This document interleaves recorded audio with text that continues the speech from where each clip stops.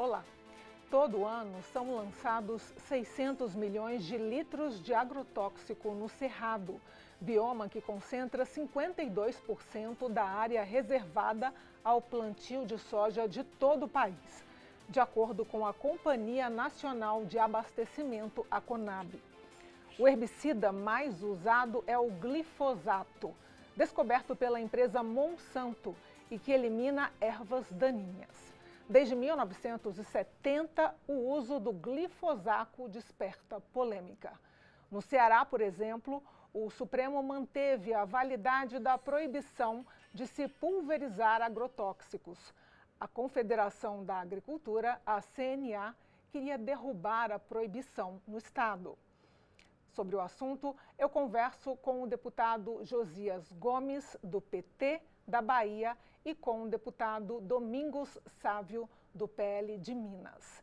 Deputados, muito obrigada pela presença aqui no Câmara Debate. Esse debate é um debate polêmico, profundo e que tem razões de mérito e razões ideológicas. Onde começa e onde terminam as duas partes? Qual a alternativa para diminuir a insegurança jurídica?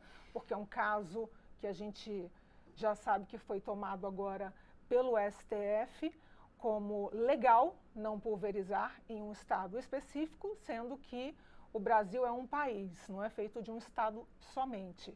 E dado que o Brasil produz em economia de escala para alimentar, o senhor come, nós nos alimentamos, ou seja, é risco para todo mundo, é benefício para todo mundo e também exportamos esses alimentos. Então, fechando a pergunta, que parte é ideológica e que parte é uma alternativa real para essa decisão? Aline, deixa eu começar aqui falando com o nosso colega Domingos Sávio, um eminente parlamentar, profundo conhecedor da agricultura e pecuária brasileira, para dizer o seguinte: a premissa não é se a gente começa debatendo ideologicamente ou se começamos a debater de outra forma. A premissa é que nós temos um crescimento da população mundial e que a previsão da ONU é que em 2057 o mundo terá 10 bilhões de habitantes. Precisa ser alimentado. O Brasil contribui enormemente já hoje. Tem falhas enormes, necessidades de correções, mas ao longo dos anos nós fomos melhorando a tecnologia, melhorando o nosso uso e conservação do solo, o manejo do solo, de maneiras que a produtividade nossa mais que dobrou. Teve casos de determinados cultivos que triplicou, quadruplicou. E com isso nós atendemos a uma demanda interna. Há pouco nós comentávamos aqui, antes do início, sobre o que significa você ter, em menos de 50 anos, passar de importador de carne, de feijão, para exportador. Nós somos o segundo maior exportador de carne. Portanto, essa é a premissa para a gente começar a debater. Eu sou daqueles que acham um exagero o que foi feito no governo anterior, de tantos princípios ativos novos terem sido autorizados aqui, quando em outras nações eles são proibidos. É evidente que nós temos necessidade de combater pragas e doenças, não há dúvida nenhuma. E só para concluir esse meu raciocínio, voltando ao tema que você propôs da manutenção da proibição de pulverização aérea no Ceará, eu creio que esse também deverá ser um debate a ser proposto de forma a que toda a sociedade e o Brasil inteiro possa debatê-lo, porque esse é um tema importantíssimo. Sabemos dos problemas que a pulverização aérea provocam. Eu, que fui agrônomo de usina lá em Pernambuco, há 40 anos atrás, sei e me lembro de que para combater uma praga existente na época, chamava cigarrinha da cana, nós usávamos um organofosforado cancerígeno,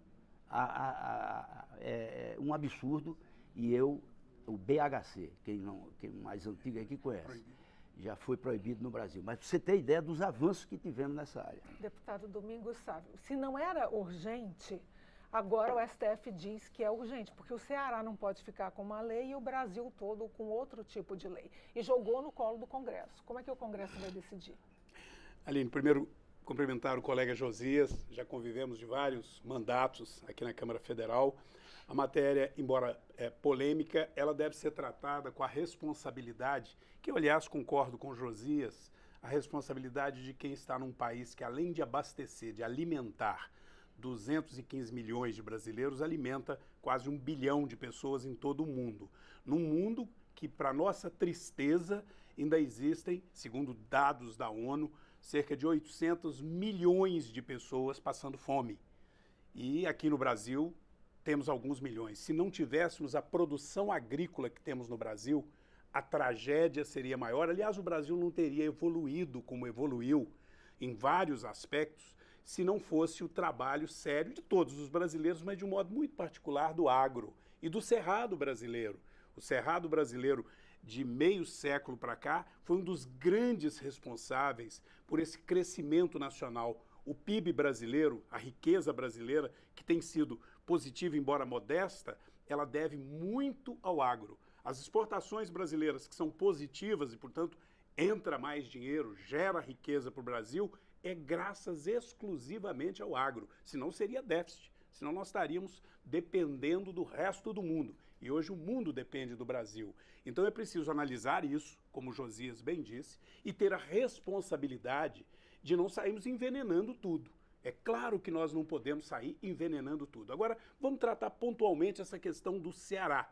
Porque aí alguém pode entender assim, ó, se o STF decidiu que no Ceará está proibido usar pulverização por avião, isso significa que o Brasil inteiro tem que agir assim? Não, não é isso. Eu fui deputado estadual e o Supremo decidiu assim por uma razão que está clara na Constituição. Matérias de natureza ambiental ou de saúde, os estados podem elaborar leis que julguem que sejam mais complementares às leis federais. Então o estado do Ceará resolveu fazer uma lei estadual e os seus deputados estaduais aprovaram e alguém recorreu ao Supremo, o Supremo disse não, se o povo do Ceará, através dos seus representantes, tomou essa decisão, ela vale para o Ceará. Mas se essa decisão for aplicada, por exemplo, para o Mato Grosso, para Goiás, ela pode representar uma tragédia para a produção nacional. Por quê? Porque lá no Ceará já está tendo problema. Por exemplo, a banana, que é uma cultura que faz parte também da produção agrícola do Ceará, praticamente vai ser erradicada no Ceará. Porque não dá para fazer pulverização costal, ou manual, ou com uma máquina, no meio de uma plantação de banana. A pulverização eficaz, aliás, o Josias, como agrônomo, sabe que tem determinadas plantações que você precisa de usar essas tecnologias. Claro que com responsabilidade.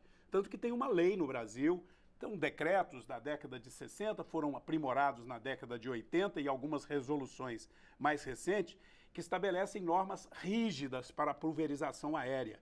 Por exemplo, você não pode pulverizar próximo de cursos d'água, próximos de povoado, tem que ser especificamente na lavoura. Hoje a tecnologia, especialmente a usada em aeronave, é tão precisa. E a gente, quando chega de avião, o piloto avisa quando sai o minuto que você vai pousar, mesmo se o tempo não estiver muito bom, né, Josias? Sim. É tudo muito preciso. E esta aviação hoje, para fins de pulverização, ela é toda via satélite com controle de quantidade que é julgada, até para economizar o produto, etc. Ainda assim, temos que ter muito rigor. Nós temos que evitar o risco para a saúde humana. E temos que aprimorar a tecnologia, apenas licenciando produtos menos tóxicos do que os que já existem hoje no mercado. Temos que usar a ciência em benefício da saúde humana e da eficiência do agro. Então, é nesse sentido que nós temos que debater essa matéria. Eu acho que não tem o menor sentido falar em vamos abolir as tecnologias. Não, vamos aprimorar a tecnologia. O uso da pulverização aérea para plantações de milhares de hectares de soja que são necessárias para o Brasil, para gerar emprego, gerar renda, gerar desenvolvimento e alimentar o planeta, se ela for abolida, você não consegue controlar as pragas na soja. Eu quero perguntar, então é esse deputado, o problema. Qual a alternativa, então? Porque precisamos de modernização tecnológica. Sim. E precisamos, talvez, fazer com que o Brasil se aproxime mais da Europa, porque lá na Europa a quantidade de herbicida é menor. Aqui no Brasil, a quantidade de herbicida é maior. Não, eu vou te dar uma informação com 100% de segurança. Daqui a pouquinho... Em função da quantidade de alimentos que nós produzimos e da área plantada nossa, o nosso percentual por hectare e por alimento produzido é muito menor do que o usado na Europa. Deixa eu ver se o deputado É incrível Josias isso. concorda. Porque, veja, o problema é que a FAO adota um critério que analisa o uso de agrotóxicos, que é um pouco que o deputado estava falando, em 3 aspectos. De fato, se diz, olha, o Brasil é o maior consumidor de agrotóxicos do mundo. Dito desta forma, não levando em consideração a área plantada, parece ser uma coisa verdadeira. Isso é como se fosse uma guerra de narrativas, que, a meu ver, não chega próximo do que é a realidade hoje. O importante é saber que nós hoje temos 200 milhões de hectares de áreas agrícolas no Cerrado, em 9 estados, que produzem nessa área 50% ou mais da soja brasileira, que é quem mais consome, por exemplo, glifosato. A soja é transgênica, não é? A transgênica, mas esse é um outro debate que eu fui, em 2003, quem fui o relator da primeira medida provisória, acho que era 213, que instituiu os transgênicos no Brasil, porque havia um problema aí financeiro. Nossos agricultores limítrofes de Paraguai, Argentina, etc., eles plantavam no Brasil e era exportada pelos países vizinhos, porque lá tinha legislação e aqui não. Além disso, porque também era um avanço. Porque você vê, a agricultura brasileira mundial, ela é 10 milhões de anos. Tem poucas revoluções que mudaram significativamente o rumo da domesticação de plantas e animais lá no início, Revolução Verde, mais recente, e a transgenia. Esses organismos modificados geneticamente gerou-se debates muito acalorados e muito ideologizados, de modo que isso acabou não contribuindo. Eu peguei aqui, levei deputados contra e a favor, cientistas contra e a favor, professores universitários, fizemos visita a 3 países. Fomos aos Estados Unidos, África do Sul e China, conhecer o plantio de transgênicos e o impacto disso que tinha na sociedade. Os Estados Unidos, como a época que nós fomos, era o que estava mais avançado nisso, foi onde nós pudemos ver o quanto ideológico estava esse debate e o quanto isso prejudicou um avanço da agricultura como um todo. Porque, veja, não é só olhar o aspecto, porque você mudar o gene de uma planta e introduzir um outro lá que vai alterar aquela planta para melhor. E outra coisa, para você chegar do início até o fim, é 10, 12 anos para você considerar a planta em condições de ficar, de ser explorada comercial, uma semente ser explorada comercialmente. Então, a ciência trouxe o darwinismo para a realidade, a evolução. É isso. Né? E algumas pessoas ideologicamente ficaram se batendo e até hoje ainda insistem em se bater, como se a soja transgênica fosse um problema de saúde pública ou de risco para a humanidade. Não param para pensar o seguinte: ela está matando a fome de milhões e milhões de pessoas, salvando vidas, e não está gerando problema nenhum. Mas aí a concorrência comercial, a linha ideológica, insiste em trazer desinformação, em negar a ciência. Mas vamos voltar aqui para a questão do uso do herbicida e da pulverização aérea. Sim. Já que eu acho importante que você perguntou o que fazer. Voltou com o assunto, digamos assim, para o foco. A Comissão do Meio Ambiente já fez audiência pública, trouxe esse assunto de volta para cá, mas o que a gente está realmente discutindo? Quais são as alternativas? Porque existem projetos de lei antigos ainda. Aline, e a revolução tecnológica já aconteceu no campo. Aline, nós discutimos isso aqui e nós tivemos um esforço grande da Câmara em favor da ciência, em respeito à saúde pública e à eficiência de produção sustentável.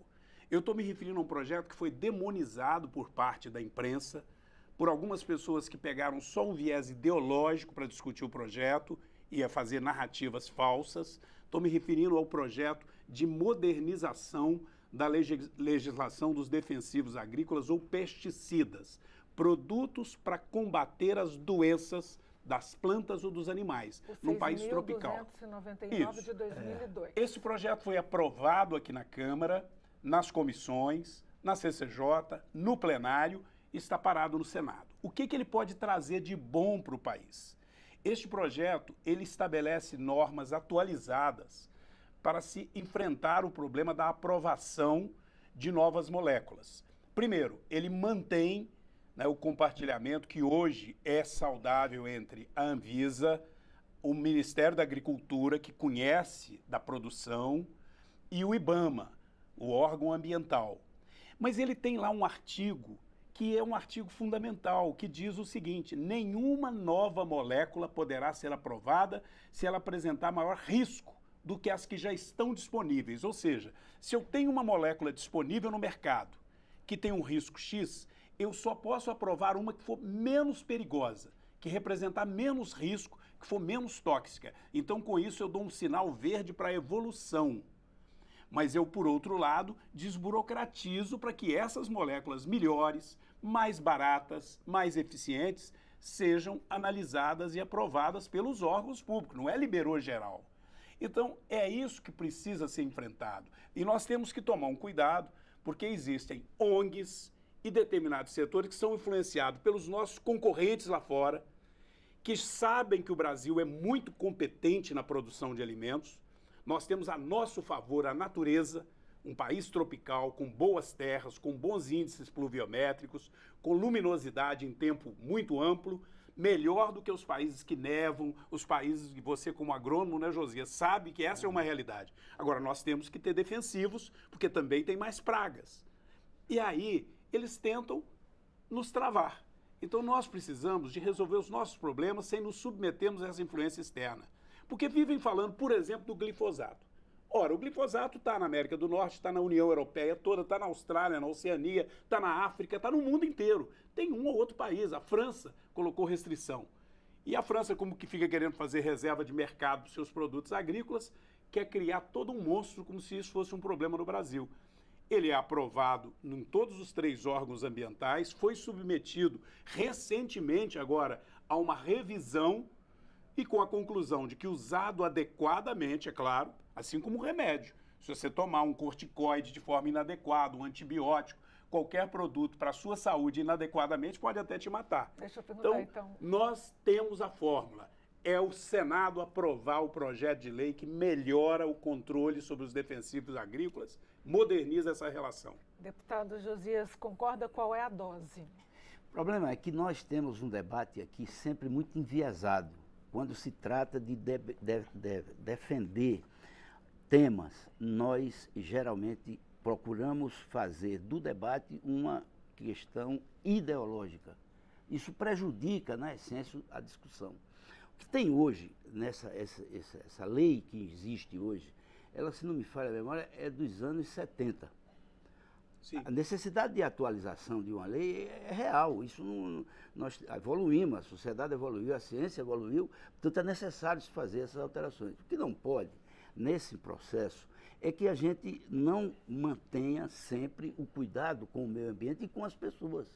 Afinal de contas, nós temos hoje uma agência de saúde que é uma das mais conceituadas no mundo, a Anvisa. Mantê-la com a mesma autonomia que ela tem hoje para fazer a análise sob o ponto de vista da saúde dos novos ingredientes agrícolas que vão vindo para o país é fundamental, do mesmo modo que o IBAMA faça isso em relação ao meio ambiente. E o Ministério da Agricultura, que tem a competência técnica de dizer se aquilo ali vai ser eficiente ou não, depois da análise desses dois, decidirem que sim, nós não temos como não aprovar. O que não pode, Aline, é nós não fazermos esse debate desprovido desses ideologismos com um tema que não merece isso. Eu tenho discordâncias com relação ao uso abusivo de defensivos agrícolas e sei que nós temos muitos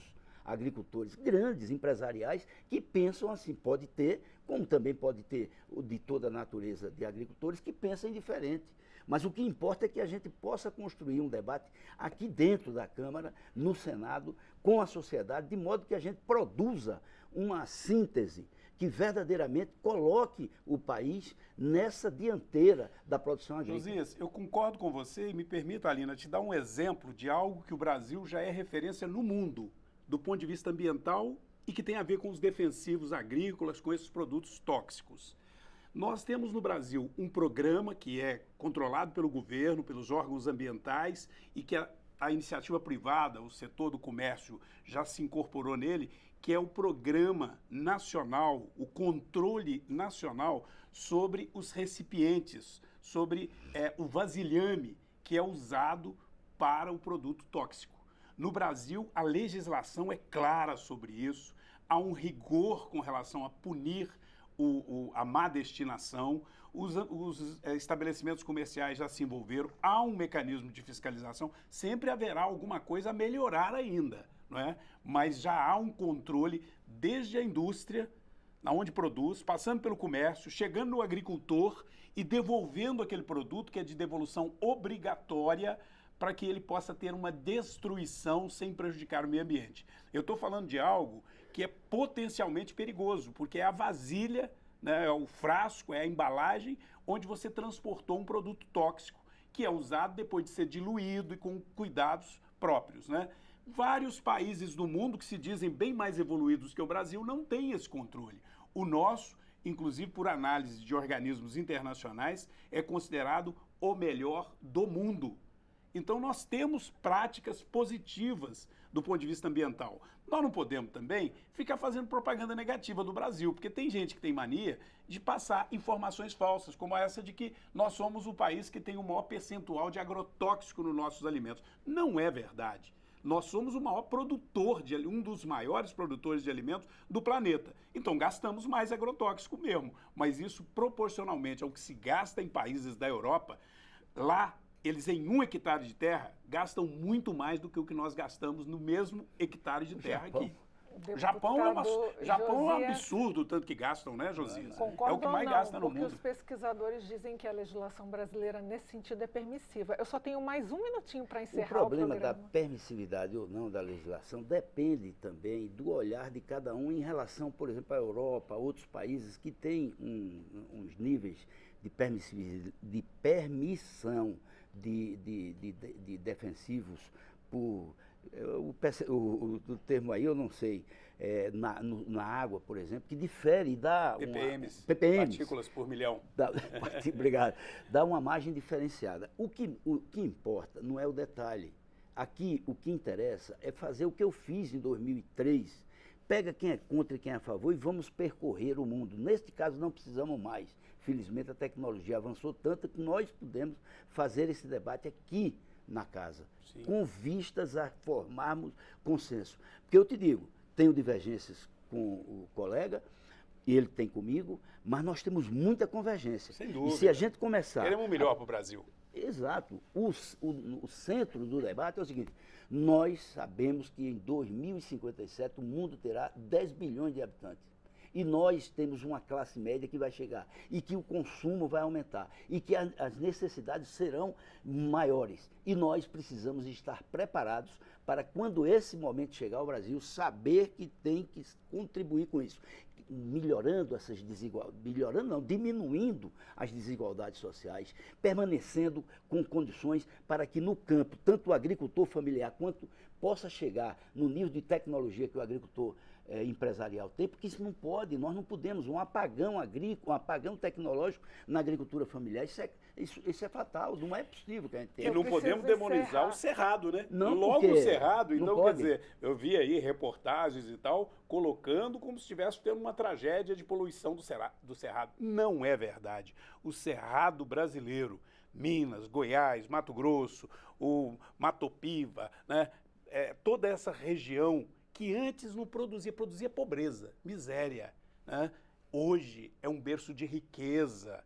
E nós, é claro, temos que fazer isso com muita responsabilidade, mas não podemos permitir que uma análise pontual aqui ou ali seja passada como sendo a realidade do cerrado brasileiro. Não é. O Cerrado brasileiro é uma joia que nós temos. A produção de alimentos ali gera muito mais vida do que pontualmente um problema ou outro que tem que ser sanado e deverá ser sanado com novas tecnologias. Eu preciso encerrar, deputado, infelizmente, mas eu aprendi demais nesse programa. Conversei com 2 especialistas, um agrônomo, o outro médico veterinário. Ciências agrárias. Ciências agrárias. Admiro muito as 2 profissões. Sucesso nos mandatos aqui na Câmara Federal.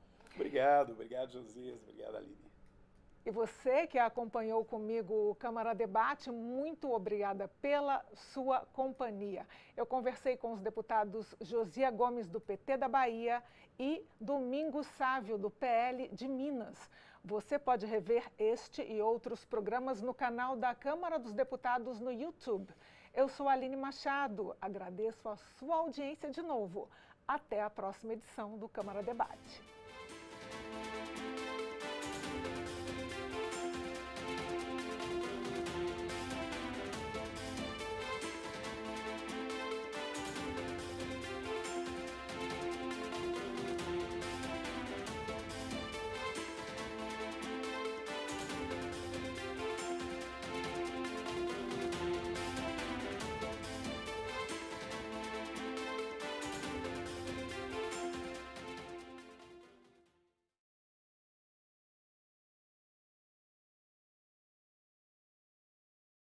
Evoluir para um processo em que a gente mantém as nossas linhas ideológicas, os nossos debates, as nossas posições políticas, mas que a gente busque fazer um esforço maior de construir convergências em matérias como essa. Roberto Rodrigues, ministro da Agricultura. Figuraço, né? Repare, Rosseto de Minas Gerais, aquela briga. Deputado Domingos Sávio. Opa! O senhor olhando um pouquinho para a Aline, só um minutinho, depois olhando para o debate Josias. Sim. Eu li um pouquinho sobre carvão, né, no solo para diminuir o pH, alguma coisa assim? Carvão? É. Não. Qual era a substância?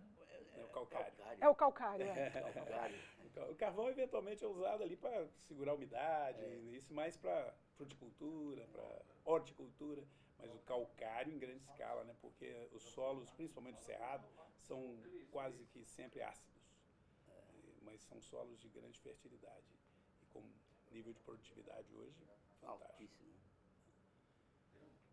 É isso aí. Pronto? Ok?